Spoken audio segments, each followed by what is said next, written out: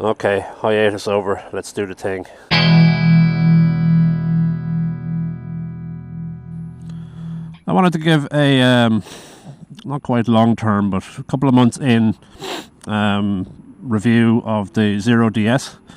I bought the Zero DS back in August, and it is December now. And I've been using it mainly for commuting. Like, I've done the odd longer trip out to just random trips and etc. And I want to just talk about the bike as it is to look after, and other bits to do with it, so stick around, stay tuned, etc. Now, I want to point out first and foremost, I haven't put a ton of miles on this bike.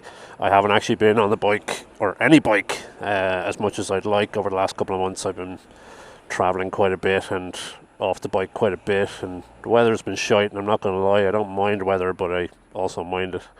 It's not telling me how many miles on it, or kilometres. I'd say there's about 2,000 kilometres on it, as of 4 months in. So, to give you an idea of what I do on the bike, I will do a commute. So my commute is 8 or 9 kilometres each way, and I'll just generally fuck about on the weekend with shorter trips. And so, just to get it's funny, let me tell you why I'm answering this first. So my first couple of weeks with this bike were crazy, because I was having probably an average of 2 conversations a day about this bike with just people at lights, taxi drivers, cyclists, actually a bunch of cyclists asking about it, other bikers, basically a lot of people along my commute route that hadn't seen it before, or like, I've had people run out from fucking waiting at traffic lights and say, "It's that electric bike!" And it's it's a bit fucking off-putting, but I'll tell you that the 2 things that they ask, actually the first thing they ask is, what's the range? And the second thing they ask is how much. And again, those are fine questions. They were probably the first questions in my head, so I'll answer them first. What's the range? So I have the extended battery. This is the ZF 14.4. I'm riding it in, town, like not all city. Like, there's a little bit of like straight road for about 8 kilometers. I have it in sport mode, and I'm giving it the beans. Like, when I'm in town, I'm filtering it, I'm going in and out, and I'm doing all that sort of stuff. I get about 200 kilometers out of a full battery. I've never actually run the battery down, so that might be 220. I'm still a fucking nervous Nelly with the charge. Same as I am with petrol. Like, the minute the fuel light comes on, I'm like, gotta go to the place. That's it. It's about 200, 220. That's in sport mode, fucking giving it the beans. If I put this in eco mode and pootled into work and out of work very sedately, I'd be getting more like 250. Manufacturer, I think, says 280, but I'd say you want to be aiming for 280 to get 280. But you're talking about petrol bike range there, honestly. Like, I filled a KTM full of petrol and I get 350 out of it. Now, that's a reliable 350, as in, I'm not going to go, oh, well, I better take it handy, so I actually get that 350. It's more reliable, I would say, on the petrol bike, but on this bike, once you get into a sort of a groove of how you ride the bike, because it does matter whether you whip it out of it or whether you're taking it handy, it does matter a lot more than in a petrol bike. And so I had the bike fully charged this morning. I went out. It's at 94% now, and I've gone, I don't know, 5 kilometers, something like that. And it's telling me 183 left on it. And that's probably because, I've been giving it a mild socks on the way up here. So that's the thing with range. I'll talk a little bit about extras later on when we look at range, but that's it. I recharge this. I'd say I do a full charge. I top it up the odd time, but if I was going from full to empty, I'd be doing a full charge every 2 weeks or so, which is less often than I go to the petrol station on the bike. So there you go. Second question, how much? It depends, and I can give ballpark figures because I know the prices may be fluctuating, etc, etc, etc. The very basic model of this bike is about 13k. That's in Ireland now. So I don't know whether you want to import it or see what the story is. There's really no second-hand market for these. I think there's about, I'd say if there's more than 10 on the road now, I'd be surprised of Zero bikes, not even just the Zero DS. So basic model, 13k. Add about 2.5 on top for the extra battery, and add, I think, 3 on top for the charge tank, as in the ability to fast charge it from a roadside charge, or from, if you have an e-car charger in your house, you can charge it from that. So you're talking closer to 18, 19k. At that point, you start putting your BDIs on the SRF, which the basic model is 21. But again, that's what you're talking about. It's big. Honestly, it's big money for what it is. You know, it's a fucking. I didn't buy this for the fucking economy of it, right? And so, if we can talk about money for a second, I mean, this is a new bike. If you, in 5 years' time, are able to buy a second-hand one of these, maybe if the batteries have been redone, and you can buy one of these for, $5,000 or $7,000, right? It actually starts getting to be like, okay, I'm saving, this amount of money on petrol. Because again, a fill of the tank, if you like, costs about €2, if that, right? Compared to, I'd easily fit 23, €25 worth of petrol into the KTM, right? And that'd get me 350, this will get me 200. Do the maths. Somebody do the maths. Maybe later me will do the maths. So you are saving on petrol. You are saving on servicing. This thing doesn't need a lengthy service, blah. It's belt driven. It's not, you do the brakes and tires like you do a regular bike, and there is stuff that you check after a certain amount of kilometers, just checking bolts and all that sort of stuff. But there's no like fucking valve clearances after a year and fucking all sorts of messing, and then you're not changing your chain every fucking 6,000 or 7,000 kilometers. The belt lasts 40k or so, I'm told, and then it's a belt like it can only get really so expensive. It will get so expensive, but even still, you're talking 3 or 4 chains if you're not careful with chains. Why do I always smell chips in Malahide? People from Malahide love chips, and they're right to love chips. Chips are pretty class. Okay, those are the two key questions. The other things I will say about this bike, one is that you might be thinking, or that I was thinking certainly previously, it is fast. It's a grand bike for fastness. It depends on what you're looking for. It'll go as fast. It'll do motorway speeds, no hassle.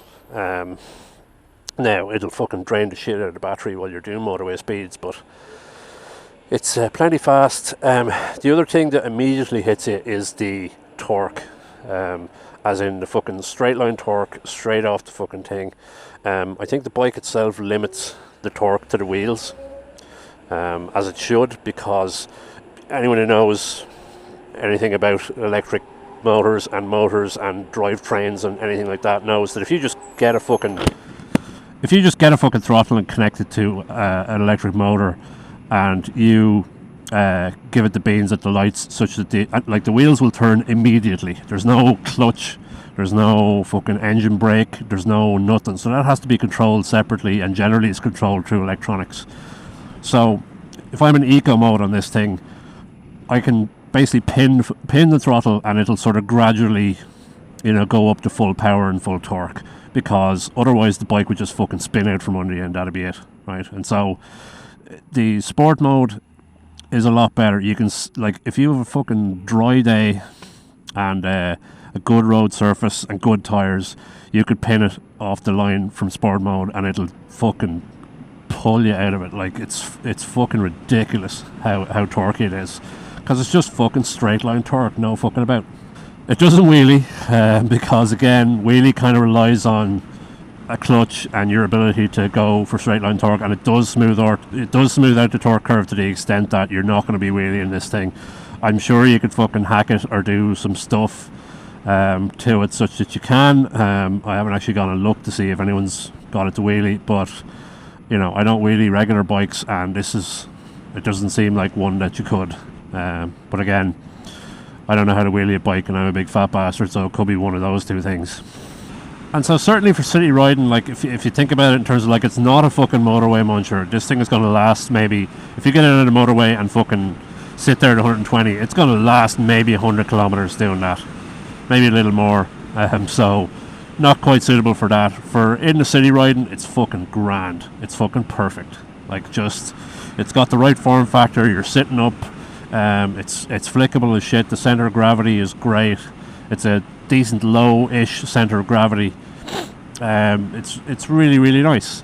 So ride-wise, I mean, I would be reasonably experienced in riding different kinds of bikes, and like, this is a fucking perfectly fine bike. Like, I mean, if it weren't for the noise, and honestly, it's, you know, the torque that you can just feel instantly, you'd think you're just riding a regular bike, you know, a nice, decent sized naked bike. Other thing you might notice, no clutch. So I've no clutch lever over here. This is just a completely linear,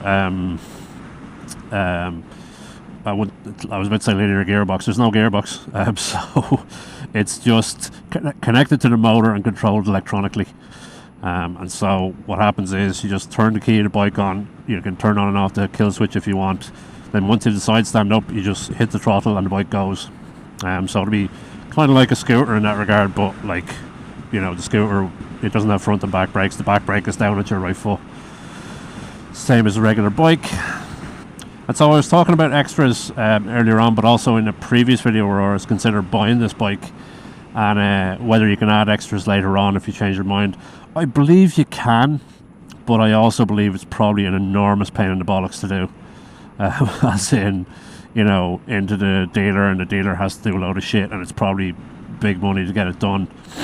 And so when I was specking out the bike, there's really only 3 extras on the bike. There's the extra battery, with by default there's a 7.2 amp hour battery, and there's a little storage space under the seat.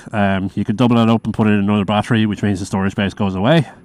In the tank, so the tank obviously doesn't have any petrol in it, so usually it's a cubby hole, you know, sort of like the NC700 or NC750 cubby hole, but you can replace it with one of 2 things. You can replace it with a sort of a battery tank, or power tank I think they call it, which is more battery power still. Again, I'm not sure how much, but I think if you had all 3 batteries in this, it'd probably break the 300k mark if you were making an effort. The other thing you can put in the tank area is what I have here, which is the charge tank, which gives you a regular type 1 charger that you can just plug in at a charging station with your own cable, or if there's a cable there. So the extras are spendy, and I think it does depend on what you're going to be using the bike for. And I think most people are going to be using this bike for a commuter and for knocking around and that sort of stuff. I do that currently, but I might end up taking it further at some point, so I wanted that flexibility. And also I'm pretty sure that, you know, our next car is going to be an e-car, and then I'll have a charger at home, and so I wanted to have the fast charging at home. So I went for the fucking full bells and whistles, right? If I was buying the bike again and I knew I'd only be using it for commuting, I probably wouldn't have gotten either of those extras. They're nice to have. They're not essentials. They don't make the bike shit if you don't have them. Because again, as I said, I do my, 15k a day commute both ways, and I do it, and I'm not conserving battery power. I'm actually, riding the bike the way I want to ride it. If I had to charge the bike every week, would that be disastrous? No, it'd be grand. It charges at home off the regular charger in 8ish hours. So you just fucking stick it on the fucking charge and leave it there. Like, it's not disastrous, and so I could totally argue I don't need the extra battery. It's nice to have, extra convenient, doesn't make the bike shit if you don't have it. Because the battery is basically just capacity. It's not nothing to do with the power of the bike. The bike is just as powerful, just as fast, possibly a little faster due to the extra weight, if you care about that. But the bike is just the same bike. It's just reduced range. And so the charge tank, the fast charger, I use it. I have a fast charger near work, and so I use it the odd time. Again, do I need it? Is the bike shit because if I didn't have it? No, I don't need it as such. Right? It's nice to have. You know, have I felt, you know, if I didn't have it, would I be feeling bad? No, right? For the usage that for just commuting the bike, no, you don't need either of the extras that I have. And so if you're considering it, it's something that you always think of as like, oh, range, and I need to be able to charge it quickly, and you really kind of don't. You know, as in if you get home, you know, with charging the bike, you can just plug it in, and it charges quickly and then slowly. So if you plug it in a couple of hours, it'll be good to go again for basically any commute that you're doing, unless you have a fucking 100-kilometer commute. All right, I think that's all on the bike you're getting today. It looks sunny, but it's actually still fucking Baltic out. So I'm gonna go home and have a cup of tea and a mince pie and a little sleep, and then I'll go out and do some garage work. See you in a bit. Alright, let's take a proper look this time. So, I've had the bike 3 or 4 months, so one thing to point out straight away is this bike is filthy, and that's actually semi-intentional, both because I'm lazy and also want to give you an idea of what gets covered in filth because of the way the bike is made, which matters in Irish conditions. So, there you go. Let's do a quick walkie aroundy. I'll show you the main features of the bike and also a couple of mods I've done to it. Regular bike, thing to notice, no pipe, no cans, no knitting. What drives the bike is, if you look in here, you'll see that thing with the fins on it is a big fuck off electric motor. And it's driven from the batteries, which is that thing with the yellow sticker on, that big square is all battery. And so, you know, there's the battery and the motor and the electronics in there, which drives the belt. The other stuff that I have noticed that you don't notice straight off of the bat, the calipers are kind of weird. There's a single pot caliper on the back. The thing I was noticing is that you can't put a road lock on it because it has these weird sticky outy calipers. So they're not any that I've seen, but maybe somebody can tell me what they're from. Whether they're, I have a funny feeling they're scooter calipers, but I don't know. So there we go. Other main things to point out. So the main charge points are, this is an extra. This is the charge tank. So that's a Type 1, which is the US standard. So I have a funny feeling you might not see Type 1 connectors at some charge points. They'll all use a slightly different one. So take an adapter with you or take your own cable with you, which generally works. The other charge point is here. So it's just here on the side. It's a rubber yoke and you whip it out, and it's a regular kettle lead or IEC cable or whatever you want to call it. And that charges the bike in, you know, some amount of time, 6 to 8 hours, I want to say.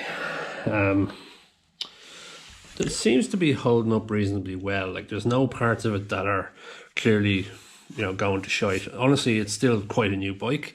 You know, this part gets a bit dirty. You know, there's not a lot to get dirty in there. I do want to clean out those fins a little bit every so often, because that is the cooling for the motor.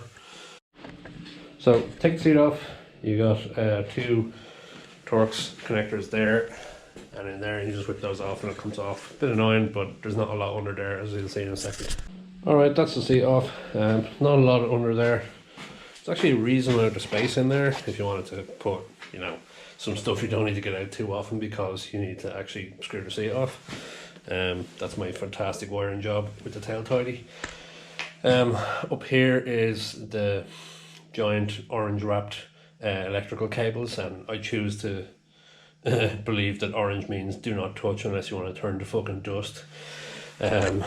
One thing here is the fuse box. So obviously this bike doesn't have a separate battery for accessories and that sort of thing.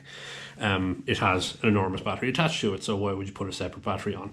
So what they have in here, and I think that's it there, they have a DC to DC converter.